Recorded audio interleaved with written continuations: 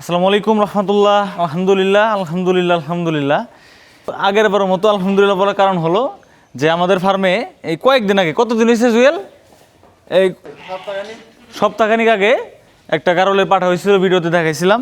তো আজকে রোজার পঞ্চম দিন, হ্যাঁ, তো আজকে রোজার পঞ্চম দিন। এই পঞ্চম দিনের মধ্যে আজকে আবার একটা গারলের পাঠা হয়েছে, মাশাল্লাহ আলহামদুলিল্লাহ আরেকটা পাঠা হয়েছে।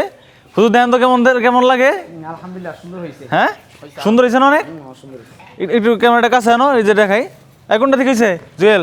এই যে এটা থেকে হয়েছে, এই যে দেখছেন এই গারলের বাচ্চা থেকে, এই যে পাঠার বাচ্চা, এই পারলাগুলো সর।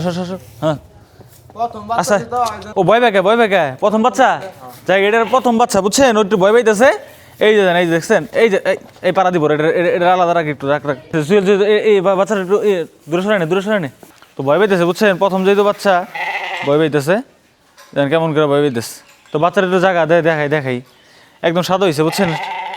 এটাও সুন্দর হয়েছে অনেক, তাই না হুজুর? মাশাআল্লাহ অনেক সুন্দর হয়েছে না? এই পাঠার বাচ্চা দেখছেন মাশাআল্লাহ।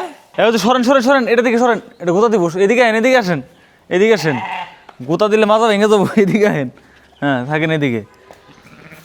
তো আপনারা তো দেখতে পেলেন যে বাচ্চাটা গারলের, হ্যাঁ এদিকে একটু ক্যামেরাটা ধরো।